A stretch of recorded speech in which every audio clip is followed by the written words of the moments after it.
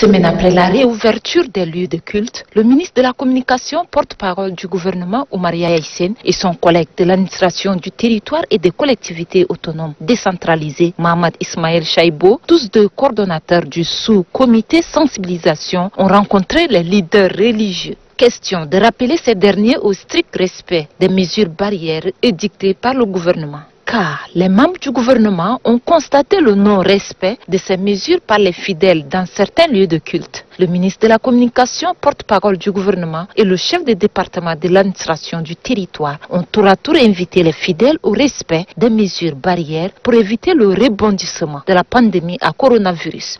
Le président du Conseil supérieur des affaires islamiques promet sensibiliser davantage les fidèles au respect des mesures barrières. Pour l'archevêque métropolitain de N'Djamena, l'Église catholique rouvre ses portes la semaine prochaine et promet veiller au strict respect des gestes barrières. Nous sommes prêts et je crois que s'il y a quelques personnes qui dérogent la règle, nous avons pris nos dispositions également pour ne laisser entrer que ceux qui sont en conformité avec les mesures prises. Nous avons un service de sécurité interne à nous et un service aussi d'hygiène et de sécurité sanitaire propre à nous, et ceux qui n'auront pas rempli les conditions, eh bien, on les exclura simplement du culte pour ne pas prendre des risques inutiles et donner des risques inutiles aux autres.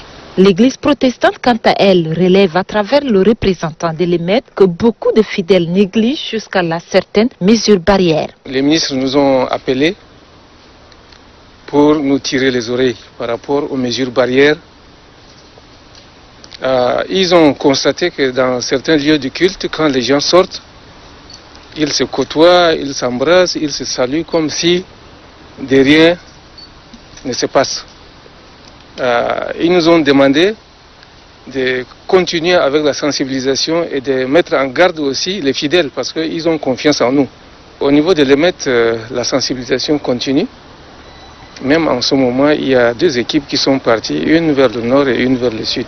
Face à ce constat relevé par les deux ministres à l'attention des leaders des trois confessions religieuses, le gouvernement sera dans l'obligation de prendre des mesures drastiques pour contraindre les fidèles à se conformer aux règles édictées. En attendant, la prise de conscience et de responsabilité des fidèles s'avère nécessaire.